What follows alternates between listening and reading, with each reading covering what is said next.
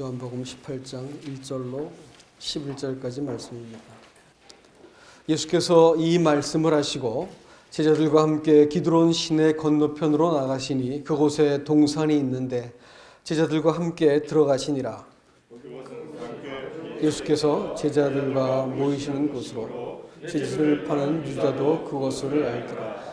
유다가 군대와 대제사장들과 바리새인들에게서 얻은 아랫사람들을 데리고 등과 횃불과 무기를 가지고 그리로 오는지라. 예수께서 그 당할 일을 아시고 나아가 이르시되 누구를 찾느냐. 대답하되 나사렛 예수라 하거늘 이르시되 내가 그니라 하시니라. 그를 파는 유다도 그들과 함께 섰더라. 예수께서 그들에게 내가 그니라 하실 때에 그들이 물러가서 땅에 엎드러지는지라. 이에 다시 누구를 찾느냐 물으신데 그들이 말하되 나사렛 예수라 하거늘 예수께서 대답하시되 너희에게 내가 그니라 하였으니 나를 찾거든 이 사람들이 가는 것을 용납하라 하시니 이는 아버지께서 내게 주신 자 중에서 하나도 잃지 아니하였사옵나이다 하신 말씀을 응하게 하려 함이러라. 이에 시몬 베드로가 칼을 가졌는데 그것을 빼어 대제사장의 종을 쳐서 오른편 귀를 베어버리니 그 종의 이름은 말고라. 다 같이 읽겠습니다. 예수께서 베드로더러 이르시되 칼을 칼집에 꽂으라. 아버지께서 주신 잔을 내가 마시지 아니하겠느냐 하시니라. 아멘. 오늘 이 본문 요한복음은 다른 공관복음하고 다르게 이 겟세마네 동산에서 일어났던 일들을 생략하고 있습니다. 그리고 또 다른 성경과 다르게 이 요한복음에서는 다른 복음은 예수님께서 하나님의 어린 양으로서 구원자로서 구속을 완성하는 과정을 보이시고 있는데 요한복음에서만큼은 예수님이 하나님이시라고 하는 사실을 강조해서 보이고 있다고 하는 사실을 먼저 기억하셔야 됩니다. 바로 이 17장에서는 예수님께서 다락방 강화라고 알려져 있는 그 다락방 안에서 살아가는 제자들에게 15장부터 시작해서 이렇게 그 말씀을 쭉 가르쳐 주십니다. 구원의 목적에 대해서 또 구원이 너희들에게 무엇을 의미하는지 그 본질에 대해서 설명을 잘 해주셨다가 이제 18장에 들어서 그것을 예수님께서 프랙티스합니다. 실증해 보이시는 것이 이제 18장입니다.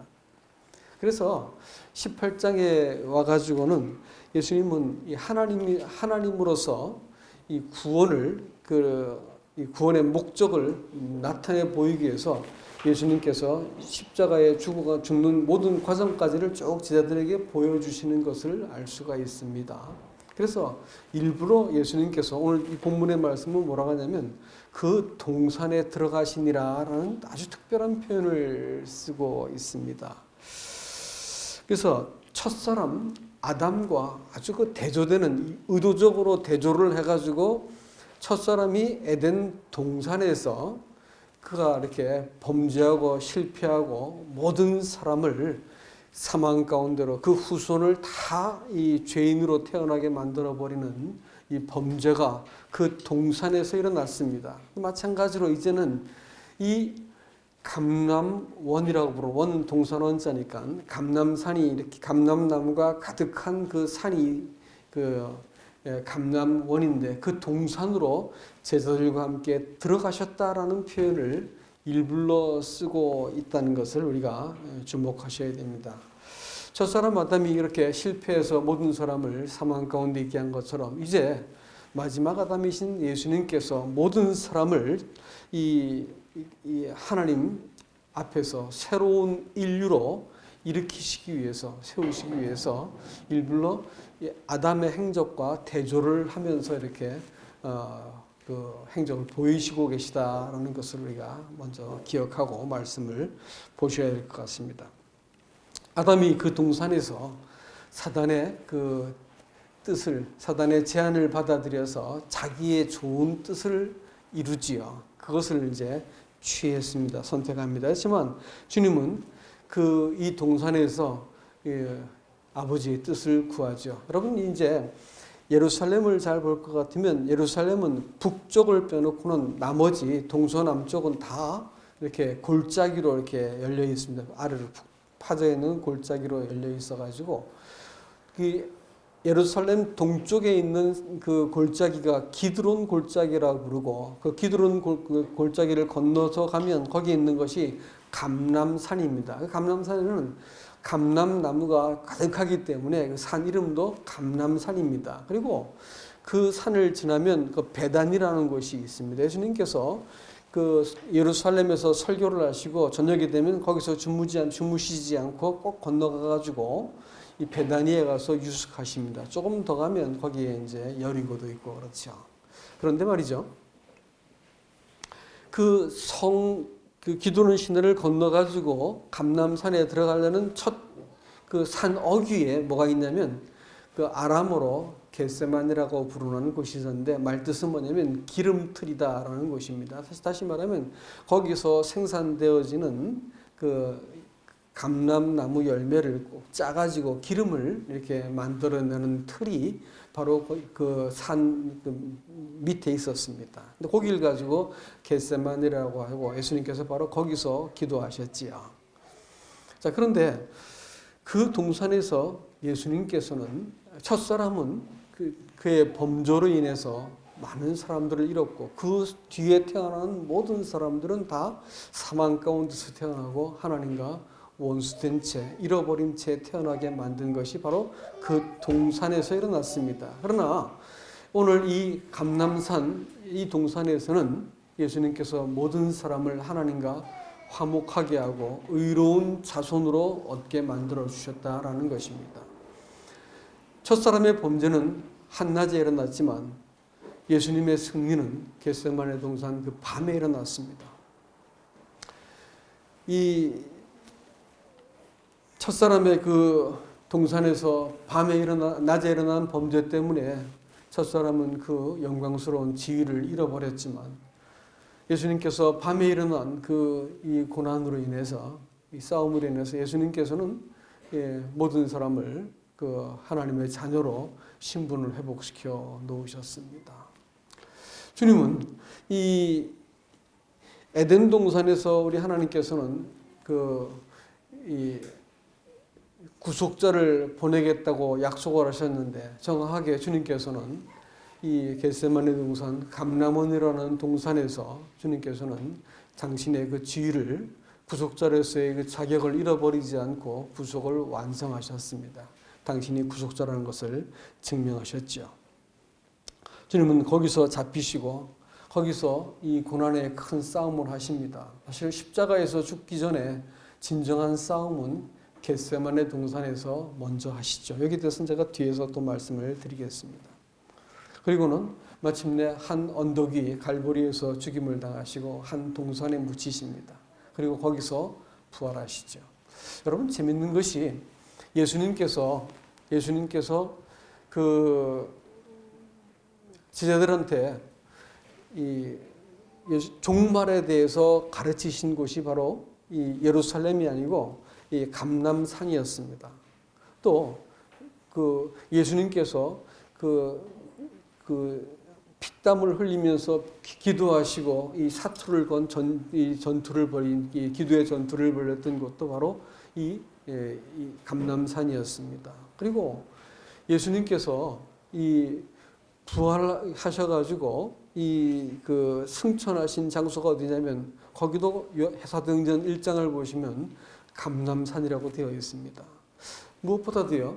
스가랴서 14장 5절 말씀 볼 것 같으면 예수님께서 이 땅에 다시 강림하실 때 그 발이 어디에 딱 멈추냐면 예루살렘 성 이 오른 동편에 있는 감람산 위에 그 발이 임하신다 이렇게 말을 하고 있습니다. 특별한 의미가 있죠. 감람산은 우리한테 특별한 그 목적을 가지고 이렇게 우리 주님께서 이렇게 거기에 가서 의도적으로 잡히시고 거기서 이렇게 당신이 누구신지를 보이시고 있다고 하는 사실을 기억하셔야 됩니다.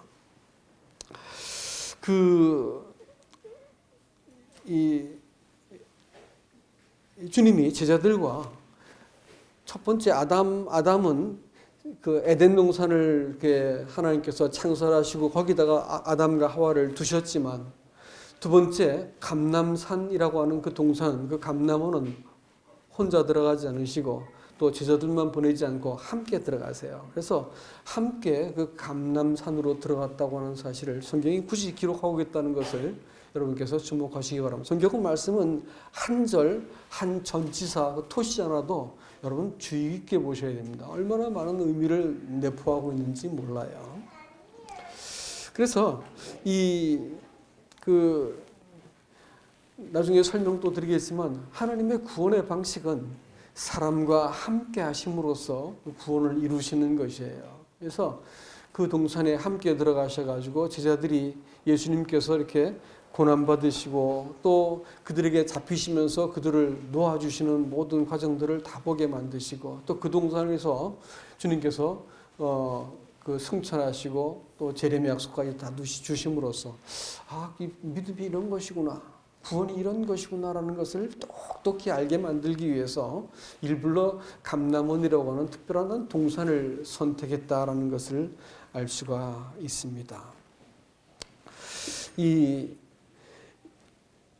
감람산이라고 하는 그 동산을 들어가기 위해서, 얕은 마간 그 산을 들어가기 위해서 반드시 건너야 될 시내가 있습니다. 그 시내를 뭐라냐면 기드론 시내라고 부르는데 오늘 여기서도 이 말씀을 또 하고 있어요. 그 시내를 건너는데 여러분 기드론이라는 말이 뭔지 아세요?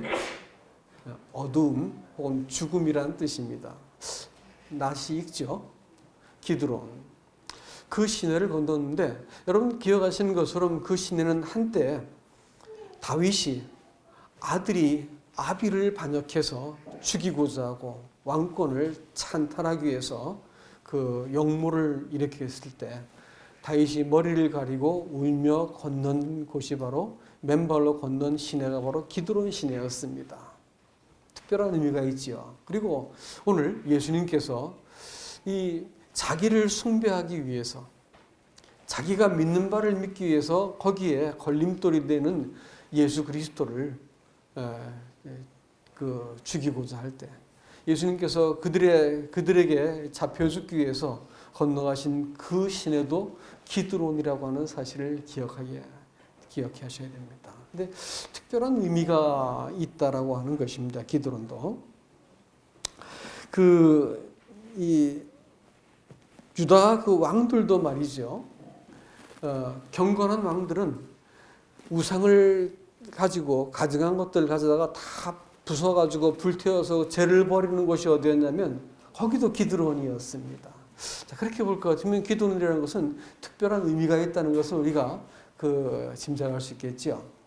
그것은 사람이 하나님의 권위를 찬탈하고 또 사람이 하나님이 되기 위해서 하나님을 이겨먹었던 그 사람의 죄가 다루어지는 곳이다라는 의미가 있고요. 또 사람이 우상을 숭배하던 그 우상이 바로 거기에서 폐기 처분되어지고 그 죄가 다루어지는 것이 기드론이다라는 것을 우리에게 암시를 하고 있습니다.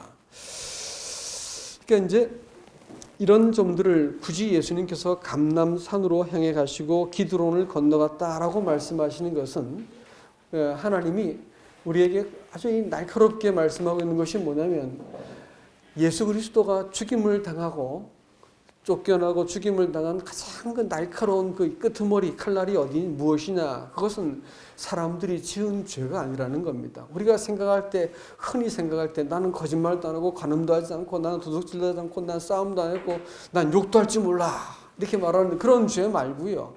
그런 죄 말고요. 정말로 사람들한테 감춰 있는 그 죄는 무엇이냐? 그것은요. 사람들이 죄라고 여기지 않는 죄입니다. 성경이 말하는 그 죄는 하나님이 창조의 목적이 있는데 존재의 목적이 나 자신인 것을 가지고 성경은 죄라고 말하는 거예요. 하나님이 지으시고 하나님이 목적을 갖고 사람을 지었는데 사람이 내가 목적인 거예요. 거기에 하나님이든 아버지든 누가 되었든지 나를 거스리고 나한테 거추장스러우면 죽여버리고 돌아서고 부정하고 배반할 얼마든지 배반할 수 있는 그것이 사람이 목적이 될 때 그런 거예요. 구원받고 나서도 대부분의 사람들은 자기 때문에 예수를 믿습니다. 그러나 정말로 소수의 극소수의 사람들은 내가 하나님의 영광 가운데 지어졌고 하나님의 영광을 위해서 이 땅을 살다가 하나님의 영광 가운데 받아들여지는 존재구나. 내 이 땅에 숨쉬고 살아있는 것. 아버지 하나님의 아들이 마지막 숨을 내쉬고 그 숨을 나한테 넘겨두신 거구나. 아들이 부활하셔가지고 성령을 받으라라고 숨신 그 숨이 내가 이 땅에서 이 헐떡거리면서 우리나라의 말도 거친 숨을 몰아쉰다 이렇게 하면 되게 죄짓기 전이지 않습니까? 그렇죠? 하나님의 아들의 숨을 나한테 넘겨주어서 이 땅을 살아있는 그 사는 모든 삶의 과정이 하나님의 목적과 뜻을 위해서 이 땅을 살도록 그 영광을 위해서 나를 부르셨구나라는 것을 내가 인정하지 않으면 내가 숨쉬고 사는 것 자체가 죄인 거 아세요? 내 존재 자체가 죄입니다. 하나님이 목적이 아니고 하나님 날 구원도 주시고 복도 받게 해주시고 좋은 대학 가게 해주고 좋은 취직하게 하고 좋은 결혼하고 집 사고 뭐 사고 하는데 하나님 도와주세요라는 그 목적으로 하나님 부르면 그거 다 죄입니다. 사실은 그게 다 죄라고요. 하나님께서 그것은 덤으로 주시겠다는데 그것 때문에 예수를 믿겠다고 하겠다면 그거 죄라는 거예요. 천당 가기 위해서 예수 믿는 게 아닙니다. 여러분 아세요? 사실은 예수 그리스도를 하나님을 딱 알게 되어졌을 때 우리 마음속에서 하나님이 나 같은 것을 은혜로 구원하셨다는 것을 알게 되어지면 또 나 같은 것을 하나님의 위해서 하나님의 아들이 죽으셨다는 것을 알게 될 것 같으면 이 구원이 심상치 않은 목적이 있구나 것을 알아채야 되는 거예요. 물건을 사는데 1,000원짜리를 내미는 것하고 1억짜리 수표를 내는 것하고는 틀리지 않습니까? 사는 물건이. 하나님의 아들을 지불해서 나를 사시겠다고 했을 때는 하나님께서는 특별한 목적을 가지고 나를 구원했다는 것을 알게 되어지는 것입니다. 여러분 구원은 그런 거예요. 우리가 하나님의 것이라는 것을 우리가 기억나게 하기 위해서 하나님은 그런 희생을 지불하셨습니다.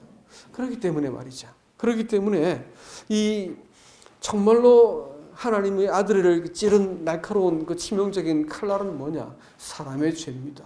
사람의 교만이에요. 내가 주인이라는 거예요. 인생이 나를 위해서 하나님이 존재한다고 믿는 것입니다. 이런 것들이 하나님을 찌른 것입니다. 우리 하나님의 아들께서 그 기드론 시내를 지나가야 되는 그것은 다윗의 뿌리이신 그분께서 그 기드론 시내를 지나간 것은 한때 다윗이 아들이 그 권력 때문에 아비를 죽이고자 했을 때 피해 걸어가면서 울면서 걸어간 그 모습은 바로 예수 그리스도의 이 일들을 모형적으로 보여주고 있는 것입니다. 오늘날 그리스도인들이 소위 하나님의 자녀라고 하는 사람들이 하나님의 권위와 질서를 깨뜨려버리고 인생을 자기 것으로 여기고 하나님을 이용하려고 있는, 그래서 교회에서는 아주 열심을 다하고 겉으로 볼 때는 진지한 그리스도인처럼 보일 수도 있습니다. 그렇지만 말이죠, 결코 마음속에 하나님을 믿어드린 적은 없는 거야.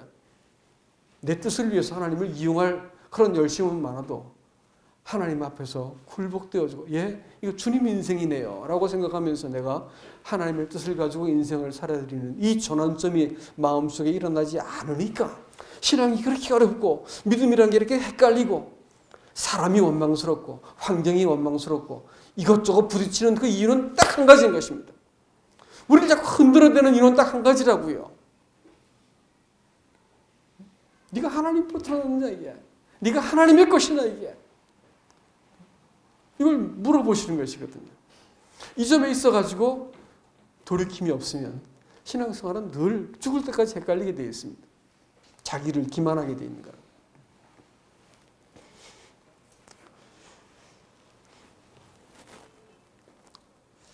여러분, 이 유다나 대제사장이나 빌라도가 믿음이 없었을까요?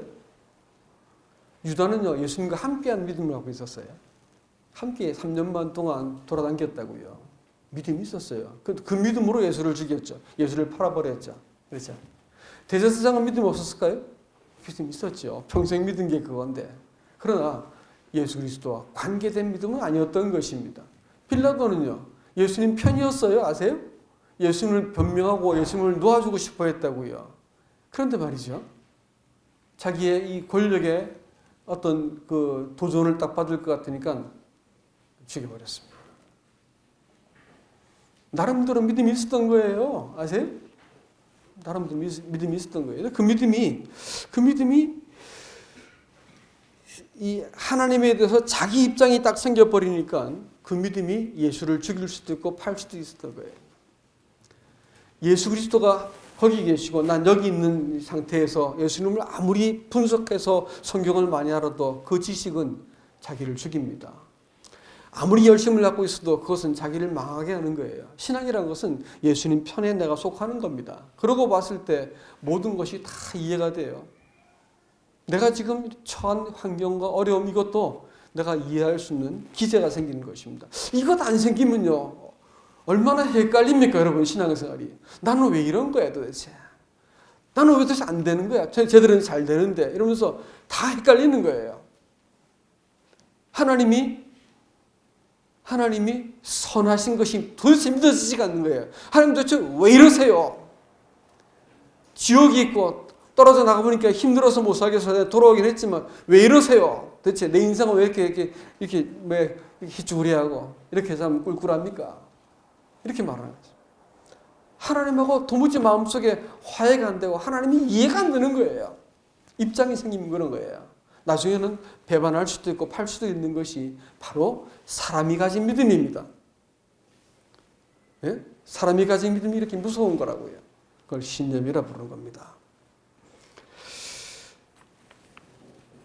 사람 편에서 믿음을 가지려고 드는 그것이 사실은 상담을 하다 보아도 제일 어렵더라고요. 어떤 사람들은 오늘도 그 얘기했는데 어떤 사람들은 나는 내가 지옥 갈 만한 썩을 죄인 것이 안 믿어져서 못 믿겠습니다. 난 십자가를 봐도 눈물이 안 나서 내가 구원받았다 말할 수 없습니다. 이런 사람들이 있더라고요. 그건 뭘 말하는 걸까요? 사람이 내가 잘 믿어가지고 하나님의 기준에 맞추겠다는 거고 내가 잘 믿어가지고 하나님이 구원 얻을 자격을 만들겠다는 거예요. 이렇게 믿을 것 같으면 백날을 믿어도 평생 믿어도 자기를 속이는 겁니다. 이런 믿음은요 문제가 생기면 반드시 깨지게 돼 있어요. 아니라니까요. 구원은요 하나님의 공의가 채워져야 돼요. 하나님의 편에서 이 조건이 채워져야만 구원이 되는 거예요. 하나님의 조건을 채울 수 있는 분은 하나님의 이 조건을 채울 수 있는 그것은 하나님의 공의가 채워져야 되는 거예요. 다시 말하면 구약 시대에는 하나님께서 사람을 절대로 의롭다고 말할 수가 없었습니다. 왜요? 어떻게 하나님께서 저 범죄한 저런 인간들이 죄를 짓고 나서 겨우 하찮은 짐승 들고 와가지고 짐승의 피를 뿌려가면서 그 죄를 빌고자 했을 때 하나님께서 죄 없다고 그 죄를 심판하지 않는 거예요. 하나님 불의하잖아요. 공정하지 않잖아요. 하나님 의롭다고 말하는데 이게 뭐가 어려운 거냐 말이야. 그래서 구약 시대 내내 하나님께서는 비난을 받으셔야 되는 거예요. 구약 시대 때는 어떤 사람도 의로운 사람이 없었습니다. 왜요? 하나님의 공의가 채워지지 않았거든요. 이 공의가 채워져야 되는 거예요. 그래서 하나님의 아들이 오셔가지고 그 심판을 다 받고 나니까 하나님께서 비로소 자기를 의롭다 하셨다 이렇게 말씀하셨어요. 이게 로마서 3장 26절 말씀이에요. 비로소 하나님께서 자기를 의롭다 하셨다 이렇게 말해요. 그동안 의롭지 못하다는 비난을 견디셔야 됐던 거예요. 왜 하찮은 짐승의 피 받고 나를 사람들을 의롭다 하시나 이게. 마침내 하나님의 아들이 심판을 받고 나니까 하나님이 의로워지셨고 자기를 믿는 사람을 의롭다고 선언할 수 있게 된 겁니다. 공의가 채워진 거예요. 그랬더니 구원이 일어난 것이지 사람이 잘 믿고 잘 회개하고 잘 깨닫고 잘 울고 열심 부리고 이런 것 가지고 구원이 일어난다고요? 아니에요. 평생 그러고 지옥 가는 겁니다. 사람 편에서의 믿음은요. 죽었다 해도 하나님께 가지 못합니다. 여러분 그건 사실이 아니에요. 그렇게 믿으면 예수 시컷 믿고 지옥 가는 거예요. 얼마나 억울해요 그거. 하나님 편에서 공의가 채워졌기 때문에 하나님 편에서 시작되어진 믿음이 나를 살려내는 것을 기억하셔야 됩니다. 그러고 나면요. 어떤 상황 엎어지나 뒤집어지나 펴지나 죄 장아찌가 되어 있어도 얼굴을 들고 주님 제가 이런 인간인데 하고 얼굴을 들고 나면 주님 싹 씻겨내시고 아들같이 나를 반기시고 기뻐하시는 거예요. 이 관계 경험해 보지 못하면 제발 구원받았다 말도 하지 마시오.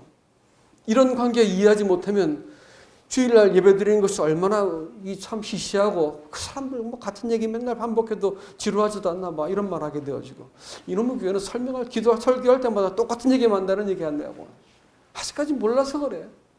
자기가 누군지 잘 모르고 죄가 뭔지 잘 모르고 몰라서 그런 소리 하는 거예요. 아직까지 이 관계에 그 하나님께서 나를 자기의 아들을 죽여놓고 공의를 채우신 그 자리에서 나를 대면한 적이 없으니까 이런 이상한 소리 하고 있는 거라고.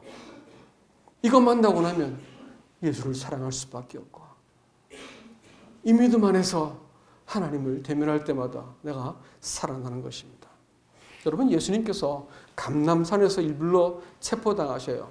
하나님의 아들이 가장 약해진 모습으로 사람을 만나시고, 그리고 체포당하신 게 아니고 나 여기 있다 나 여기 있다고 찾아 나가셔요. 그리고 내가 그다. 누구 찾느냐? 나야 나. 이렇게 말씀하시는 것을 볼 수 있습니다.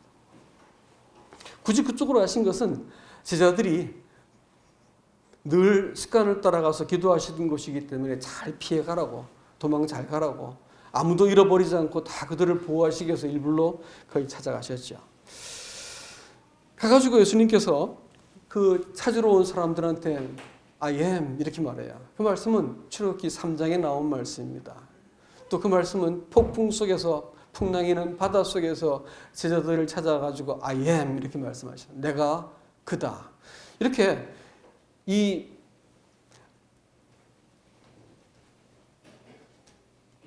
예수님께서 I am이라고 말씀하신 것은 이 일반적인 그 언어에서는 사용하지 않는 말입니다. 하나님께서만, 시간을 영원히 사용할 수 있는 분께서만 I am이라고 말씀할 수 있거든요. 그러니까 예수님께서 우리나라 말에는 내가 그니를 아니지만 I am 이렇게 말씀하셨다고요.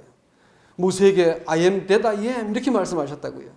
나는 우리나라 성경은 스스로 있는 자라고 말했지만 영존하시는 하나님이란 뜻으로 I am 이렇게 말씀하세요. 그랬더니 그 600명, 그 헬라어 표현에 의하면 한 600여 명 되는 로마의 군대를 말합니다.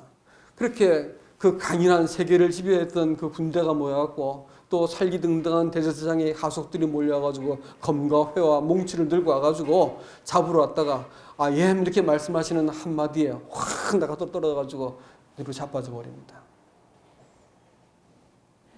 지자들한테는 I am이라고 말하는 것은 구원과 소망의 이름이었지만 그들한테는 심판의 이름이라는 것을 보여주고 있습니다. 주님께서 I am이란 말을 3번이나 하시고 나서 나를 찾았으니까 저 사람들을 놔줘라. 말을 바꿔보면 내가 값을 다 지불할 테니까 저 사람들을 용납해라. 가게 내버려둬라. 이렇게 해가지고 보내죠. 여러분, 사람이 구원을 받는데 사람이 할 것이 아무것도 없습니다. 하나님이 다 해놓으셨어요. 거기다 뭘 보태려고 드는 그것 자체가 터무니없는 거예요. 아무것도 보탠 게 없습니다. 하나님께서 다 해놓으시고 그들을 보내주셨죠. 그렇기 때문에 사람이 주님을 섬기고 살아가는 그것은 구원받기 위한 조건이 아니에요. 구원받은 사람만 할 수 있는 거예요. 그래서 우리 교회 조직이 허술한 이유가 자발적인 사람만 섬기게 만들어놔서는 거예요. 누구든지 하나님 앞에서 소원이 생긴 사람들은 주를 섬기거든요. 안 그러면 교회가 뭘 해줘야 돼. 왜 이렇게 안 해? 이거 해야지 하면서 원칙을 들이대고 고쳐야 된다 그러고 왜 나한테 뭘 안 해준다고 다 따지는 거예요. 왜 그럴까요? 아직까지 이걸 몰라서요. 이 자발적인 하나님을 이 주님을 사랑하고 교회를 섬기게 되어지는 것은요. 이 구원이 하나님으로부터 전격적으로 사람이 아무것도 보탤 것이 없는 방식으로 주어졌다는 것을 알게 되어진 사람들 마음속에 자발적으로 주님, 내가 갖고 있는 이것이 무엇이라고 내가 주님을 섬기지 않겠습니까? 내 시간과 힘을 사용해서 주님과 교회를 사랑하는 거예요. 자발적으로만 교회가 움직여야 되는 겁니다. 몇 명이 모이든 그것이 하나님의 나라가 움직여지는 원리인 것이에요. 근데 이렇게 하면 아무 흠이 없고 아무런 문제가 안 생겨요. 교회는 굉장히 아름다워진다는 것입니다. 여기서 믿음이 무언가라는 것을 한번 생각을 해보게 됩니다. 여러분 17장에서 제자들이 예수님의 진술에 의하면 말씀을 내가 저에게 아버지의 말씀을 주었사니 저희가 믿었사옵고 내가 저에게 말씀 주었더니 저희가 다 지켰다 이렇게 했어요. 지켰어요? 믿었어요? 안 지켰어요. 못 지켰어요. 믿었나요? 못 믿었지요. 잠시 후에 한 놈은 배반하고 나머지는 다 어떻게? 다 도망가 버렸어요. 얼마나 수치스럽게 도망가는지 아세요? 겉옷만 입고 있대. 속옷 입고 겉옷 있는데 속옷을 안 입고 겉옷만 이렇게 두르고 있는 친구가 성경은 이런 밝혀주지 않습니다. 그래서 탁 잡으니까 겉옷으로 훌렁 벗고 도망갔다 했어요. 알몸으로 도망갔다는 거예요. 성경은 이 수치스러운 것을 숨기지 않습니다. 이렇게 형편없는 인간들이었어요. 근데 성경은 뭐라고 말하고 있어요? 저희가 내 말을 다 받았나이다. 다 믿었나이다. 다 지켰나이다. 알았나이다. 이렇게 완료형, 아니 성경에서는 정확하게 말하면요, 부정과거 시제예요. 과거부터 시작해서 영원히 바뀌지 않는다라고 할 때 헬라 말에만 쓰는 시제라고요. 완료되었다는 거예요. 저들이 지켰나이다. 저들이 믿었나이다라고 말하고 있어요. 지켰어 안 지켰어요? 왜 이렇게 얼토당토한 말씀하시는 거예요? 여러분 이게 성경이 말하는 비밀입니다. 뭐냐면요, 예수님이 이렇게 했다는 거예요. 예수님이 다 받으시고 믿으시고 지켰다는 거예요. 그런데요, 제자들은 안 지켰잖아요. 근데 그 제자들을 자기 안으로 연합시키시고 자기와 같은 입장이 되어가지고 그들과 함께 되셔가지고 예수님께서 그들이 지킨 것으로 아버지께 말씀을 드린 것입니다. 이렇게 연합되어진 한 존재로 우리를 바라봐 주시는 거예요. 이게 예수님의 믿음입니다. 이게 아들의 믿음이라고요. 창세부터 한 번도 바꾸지 않으신 아들의 믿음을 따라서 우리가 구원받은 겁니다. 아들이 그 믿음을 따라 행하신 걸 보고 나니까 하면서 믿어지는 거예요. 나 같은 인간이 용서받은 것이구나 믿어지고요. 내가 지금 겪고 있는 이런 깨어진 상황 속에서도 하나님의 아들이 갖고 있는 그 믿음이 실패하지 않으시겠구나. 내가 믿어지는 거예요. 안 그러면 어떻게, 불안해서 내 직업, 내 결혼, 내 노후 어떻게 믿어요? 어떻게 내가 하나님께 하나님을 신뢰할 수 있나요? 자녀 교육은 무슨 수로 내가 다 키워낼 거예요? 안 되게 돼 있습니다. 그러나 하나님이 네 자식도 내 거다라고 말씀하신 것보다 든든한 거 있을까요? 그런 거 있어요? 전 최소한 그렇게 키웠습니다. 어느 날 자식이 내 거라고 말씀하시더라고요. 그러고 났더니 제 마음속에 있는 시름이 없어져 버리더라고요. 왜냐하면 내가 나를 바라보기 이렇게 형편없고 이 불완전하고 앞뒤 곡지 안 맞고 이런 인간이 어떻게 자식들을 사람같이 키워낼까 하니까 자신이 없더라고요. 근데 어느 날 주님이 내 거다. 네 자신 내 거다. 이렇게 하니까 마음속에서 더 마음이 놓여지고 예, 주님 겁니다. 라고 고백하고 나니까 이렇게 저거 어떻게 하면 좋아 싶어서 마음이 안타까워 했는데 이제 바뀌는 거야, 사람들이. 사람이 바뀌어 나가게 되더라고요. 자식들이 바뀌어 나가 보는 걸 보는 즐거움은 놀라웠습니다. 하나님 믿을 만한 분이잖아요. 이렇게 우리 인생이 말이죠. 하나님께서 자기의 것이다 말씀하고 나니까 내 인생을 내가 이렇게 안절부절하고 막 하던 것이 탁 멈춰지게 돼 있는 거예요. 여러분 자식 여러분 거 아니에요. 내 거라고 분수에 제발 분수를 지나지 마십시오. 여러분 인생 여러분 것도 아니에요. 주님 겁니다. 막살난 뜻이 아니에요. 예? 나는 살면 되는 거예요. 내 생명, 내 목숨, 내가 내 키를 한 자라도 더 할 수 있어요? 내 생명을 내가 한 시간이라도 더 늘릴 수 있어요? 안 돼요. 안 돼. 하나님 것이에요. 근데 그걸 못 맡기고 내가 어떻게 붙들려고 드는 거야, 이거. 주제넘은 짓 하지 마세요. 하나님 겁니다. 이렇게 맡기고 나면 인생이 비로소 내가 안심이 턱 되어지는 거예요. 내가 안식하기 위한 조건을 만드는 게 아니고, 내가 준비해서 보험 들어놓고 내가 안식할 자리를 만드는 게 아니고, 하나님의 안식으로 내가 들어가는 거라니까요. 이거 말을 바꾸지 마세요. 하나님의 안식으로 들어가는 것이요. 하나님의 것이 되고 나니까 비로소 내가 숨을 내쉴 수 있게 되는 겁니다. 이 복, 이 안식, 이 평안 다 여러분 것이 될 수 있기를 바랍니다. 예수님은 우리를 연합시켜 놓은 것으로 보셨기 때문에 이 믿음이 우리를 살리시고 구원하신 것입니다. 그래서 예수님께서 구원의 창시자다 이렇게 말씀하시고요. 또 구원의 완성자라고 히브리서 12장 2절 말씀은 말합니다. 우리도 한 절 더 볼까요? 빌립보서 3장 9절 말씀 가보겠습니다. 갈라디아서 2장 20절도 있는데 여러분 아실 것 같아서 빌립보서 3장 9절로 갑니다.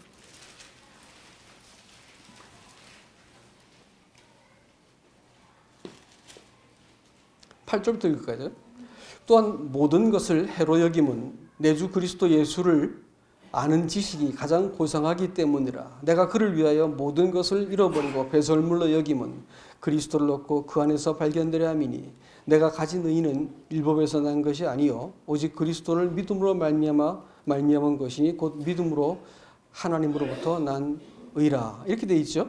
그런데 말이죠. 여러분, 그 헬라어 원문도 그렇고, 킹제임스 성경도 그렇고, 그렇게 써 있지 않습니다. 이게, 오직 그리스도를 믿음으로 말미암은 것이 이렇게 되는데, 그 영어 성경에서는 그리스도의 믿음으로 이렇게 되어 있습니다. 그리스도를 믿음이 아니고 그리스도의 믿음으로 되어 있어요. 갈라디아 2장 10도 마찬가지죠. 뭐라 되어 있어요? 내가 이제 사는 것은 나를 사랑하사 나를 위하여 자기 몸을 버리신 하나님의 아들을 믿는 믿음으로 아니라고 했죠. 원문에는 하나님의 아들의 믿음으로 이렇게 되어 있습니다. 이야, 아들의 믿음이요. 이 아들의 믿음. 내가 아무리 나를 잘 붙들고 아무리 환경을 잘 두르고 내 계획과 뜻과 힘을 다 비축한다 하더라도 우리는 우리를 세울 수 없는 사람들입니다. 그러나 아들이 품으신 믿음이라면 우리가 믿을만 해요. 그 믿음 때문에 내가 지금 이 흔들리는 상황, 원치 않는 자리에 내가 내 죄 때문에 내 이 그릇된 선택과 결정 때문에 못난 자리에 와 있어도 내가 낙심치 않고 거기서 고개를 들고 주님, 당신의 믿음은 확실합니다. 거룩하십니다. 거룩하다는 것은 완전하다는 말이거든.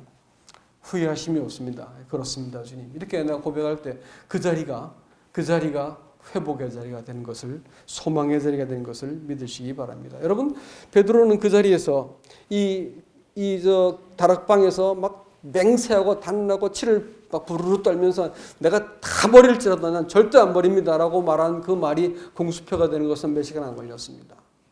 검을 빼들고 막 휘둘러가면서 안 돼 하고 힘으로 막 버티고 이 난리를 쳐도 그거 예수님께 책망받았습니다. 검을 도로 집어넣어라. 그렇게 되는 게 아니다는 거예요.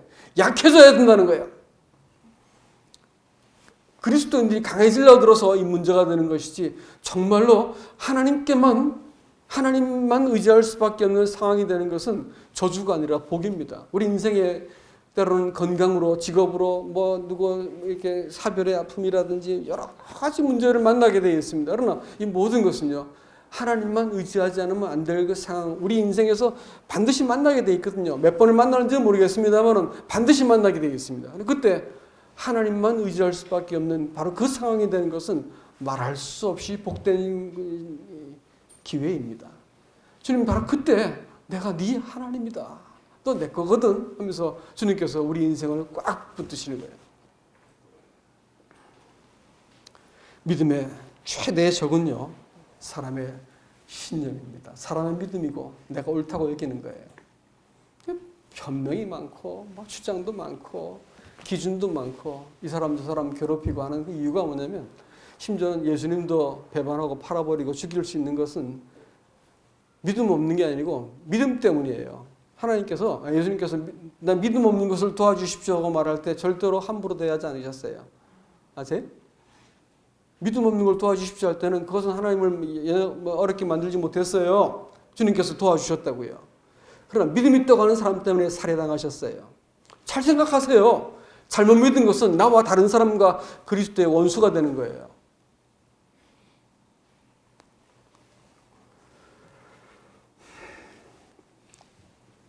자기가 갖고 있는 유리한 입장이라든지 또 내가 갖고 있는 견해가 더 성경적이고 정통적이라고 믿는 이 견해, 이 신념이 사실은 하나님 앞에 원수가 되는 겁니다. 그걸 믿음으로 여긴다는 게 더 문제가 있죠. 그건 믿음이 아니에요, 사실은. 믿음은요, 제가 요즘 아침마다 큐티를 올리고 있죠. 여기 관계라는 말씀을 히브리서를 쭉 정리하면서 내린 결론이 믿음은 관계구나라는 것을 제가 알고 말씀을 드렸습니다. 관계예요. 관계를 염두에 두지 않는 어떤 확신, 어떤 체험, 어떤 신앙적인 관록도 다 그리스도 앞에 배설물입니다. 그것은 그리스도를 대적하는 것입니다.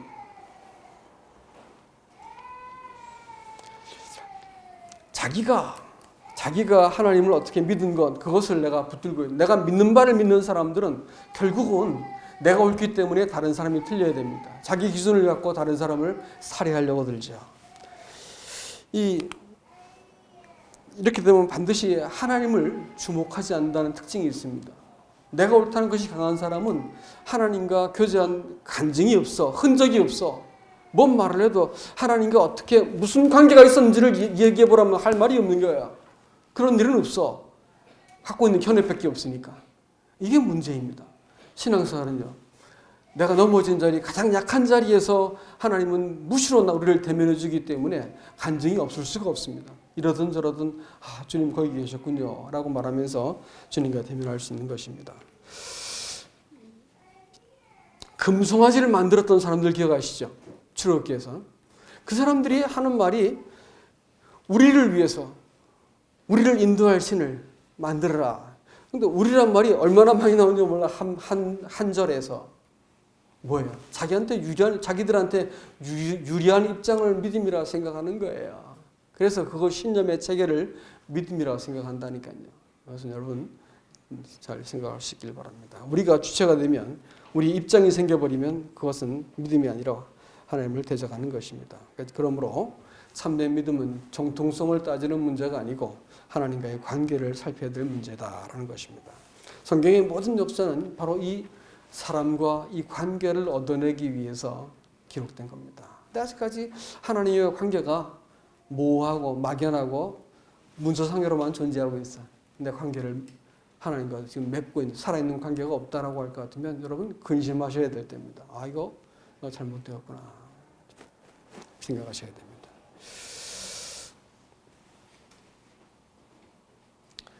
요한계시록 21장 8절에서도 하나님이 사람들을 심판하십니다. 요한계시록 21장 8절에 하나님이 사람들을 심판하시는 첫 번째 제목이 뭔지 아세요? 믿지 않는 겁니다. 내가 믿는 바는 믿었지만 그분을 한 번도 믿은 적이 없어. 살면서 보니까. 주님께서 그것을 찾아내셔요. 여러분 살면서 믿음이라고 하는 것이 내가 어떤 신조를 믿는 것이 아니고 성경의 어떤 한 기록을 믿는 것이 아니라 하나님 살아계신 그분과 더불어 관계를 말하는 믿음이라고 할 것 같으면 그것은 반드시 확인되어야 되고, 이런 믿음을 내가 사용하려고 하면 내 안에서 결단과 선택과 의지가 필요합니다. 그때 하나님은 반드시 그 믿음을 칭찬하겠다. 금보다 귀한 것이기 때문에 칭찬하겠다. 이렇게 말씀하고 있습니다. 이렇게 볼 것 같으면 신앙은 내가 열심과 또 분발하는 문제가 아니고 죽는 문제입니다. 죽어야 되는 내가 죽어야 되는 거야. 겟세마네 동산에서 예수님께서 가장 약해지심으로써 이 구원의 영광과 이 과정과 이 본질을 무엇이 믿음인지를 본질을 딱 보여주셨어요. 지자들도 사실 이 죽음의 자리를 들어가서 해야 되는 거예요. 이거 내가 강해져서 믿는 게 아니고 약해져야 되는 거구나라는 것을 알기 전까지는 믿음이라는 것은 사실 모호한 신념에 속한 것입니다. 하나님은 사람한테 이 교회는 뭐 이렇게 예수님의 그 사랑이라든지 또 뭐 이렇게 또 풍성함이라든지 뭐 여러 가지 많은 말들이 있는데 뭐 죄 얘기만 쌓고 뭐 십자가에 만는지 모르겠다 이렇게 말해요. 시체한테 어떤 교훈을 말해줘도 아무 소용이 없는 것처럼 사람한테 본질적인 부분들이 해결되지 않으면 이 모든 것들은 무익한 것입니다.